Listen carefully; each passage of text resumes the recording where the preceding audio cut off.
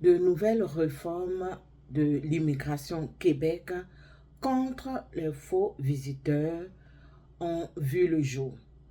Alors, 4 pays sont sur la liste rouge en ce moment. Ce sont le Cameroun, le Mali, le Sénégal et le Nigeria. Alors, nous en parlons à la suite de cette vidéo.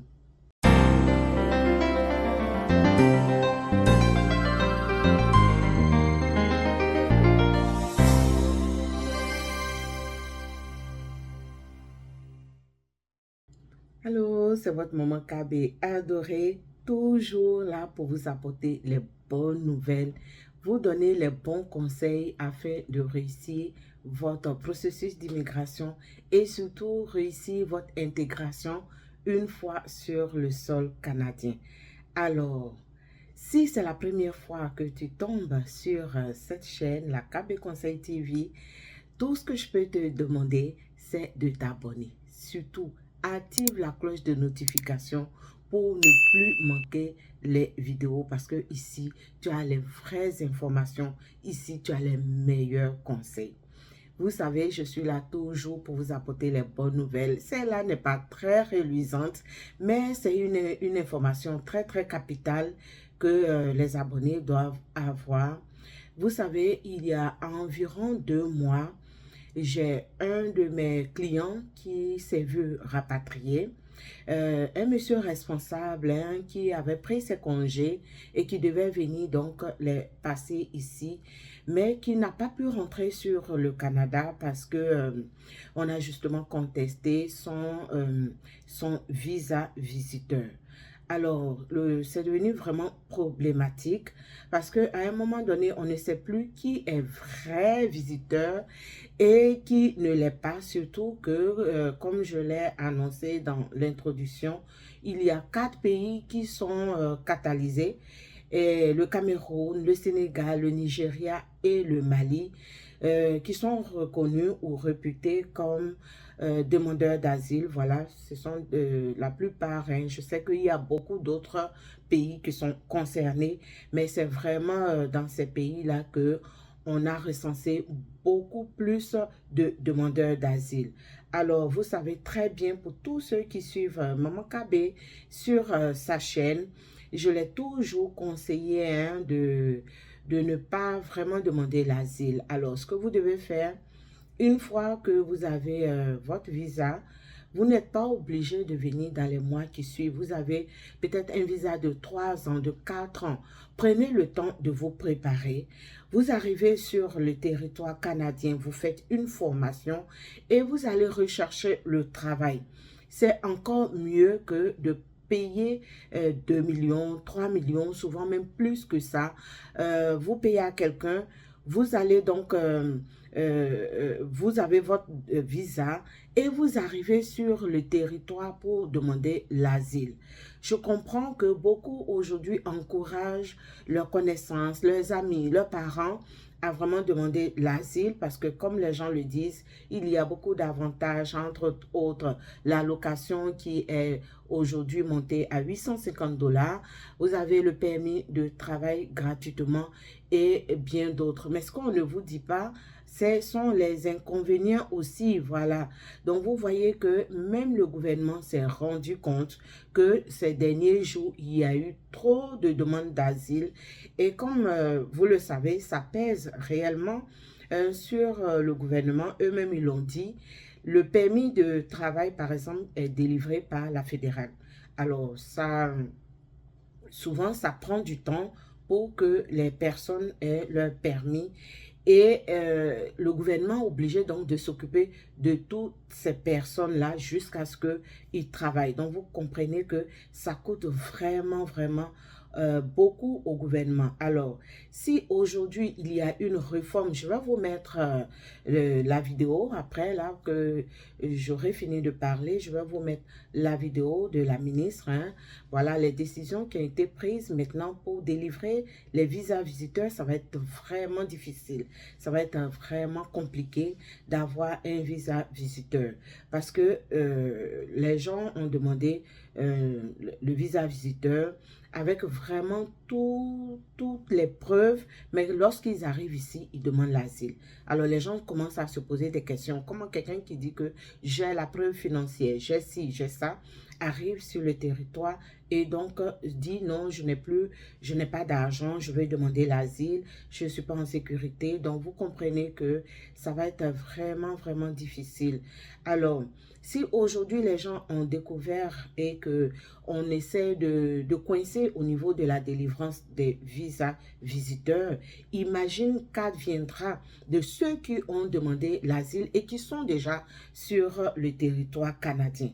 Alors, moi, je me dis à un moment donné, certainement qu'il y aura d'autres réformes et d'autres vérifications pour voir si ces personnes ont sont vraiment en danger chez eux, parce qu'en fait, c'est ce que ça veut dire. Hein. Lorsque vous demandez la protection du Canada, ça veut dire que vous êtes en danger dans votre pays. Et dans une autre vidéo, voilà, je vais en parler parce qu'il y a des raisons qui ne passent plus comme raison lorsque vous racontez une histoire, vous racontez votre histoire. Donc, il faut faire très attention et je peux dire à tous ceux qui sont déjà là, qui ont demandé l'asile, que vous n'êtes pas vraiment en sécurité. Les gens pensaient que c'était la solution idoine pour s'en sortir hein, de choses, mais c'est pas très évident.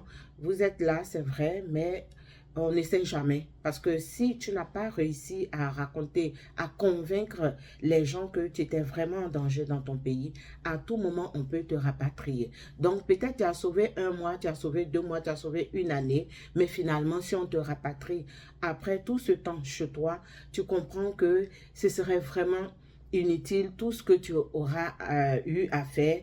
Et c'est pour cela que moi, j'encourage vraiment les personnes à venir à étudier. Et si vous étudiez, vous avez un diplôme dans ce pays, les gens auront plus de respect envers vous que de facilement demander l'asile. Alors, je vais vous mettre donc la vidéo de la ministre et vous allez voir quelles sont les décisions qui ont été prises. En tout cas, pour ma part, ce que je peux vous dire, ceux qui sont déjà là, bon, écoutez, vous êtes déjà là, mais pour tous ceux qui ont demandé des visas visiteurs pour arriver sur ce territoire, s'il vous plaît, prenez le temps de vraiment bien vous organiser. Prenez le temps de bien vous préparer parce que je me dis que si vous avez eu 3 millions, 5, 4 millions à remettre à quelqu'un pour vous monter un dossier pour un visa visiteur, vous pouvez encore continuer de vous préparer, faire une demande d'admission dans un collège ou un cégep, venir étudier normalement comme étudiant étranger ou même si vous devez venir comme visiteur, en ayant dans l'esprit de toujours étudier, avoir un diplôme et aller sur le marché du travail. Donc, c'est votre moment KB adoré, toujours avec les bons conseils. J'espère que cela va toucher plus d'une personne. Je vous mets donc la vidéo. Par rapport aux demandeurs d'asile, on est en discussion sérieuse avec le fédéral pour qu'il prenne action.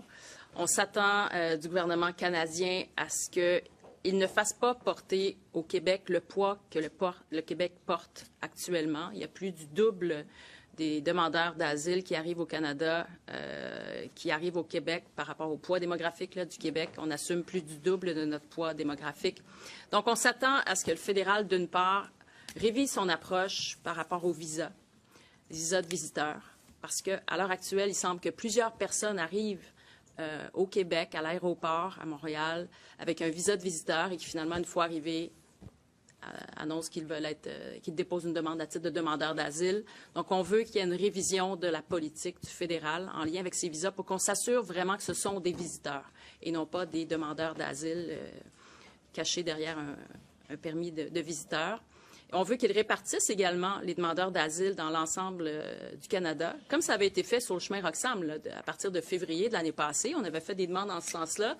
Tout le monde y avait contribué. Ils avaient démarré une répartition de la présence des demandeurs d'asile dans l'ensemble des provinces. Et c'était important de maintenir cette approche parce que là, le Québec assume un poids considérable de la pression qui est exercée par l'arrivée de ces personnes.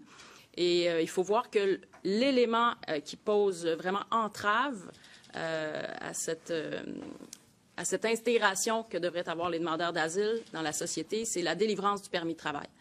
À l'heure actuelle, encore aujourd'hui, en moyenne, ça met 11 mois avant que le fédéral délivre un permis de travail aux demandeurs d'asile. Pendant ces 11 mois, nous, on offre l'aide de dernier recours. On a un panier de services qui est offert d'accompagnement. On est fiers de ce panier de services-là. On honore nos engagements, mais en même temps, la pression est très forte et nos ressources sont étirées au maximum. Donc là, il faut que la délivrance du permis de travail se fasse de manière beaucoup plus rapide. Ça va être gagnant pour tout le monde. Les demandeurs d'asile souhaitent travailler. Les employeurs voudraient les embaucher et nous, on voudrait qu'ils travaillent. Sauf que le fédéral porte entrave avec l'émission des permis de travail qui met 11 mois. Et par ailleurs, on veut être remboursé pour l'ensemble des coûts qui ont été dégagés, investis par le Québec depuis le début de l'arrivée importante des demandeurs d'asile. Donc, il y a des discussions qui sont en cours à ce sujet-là.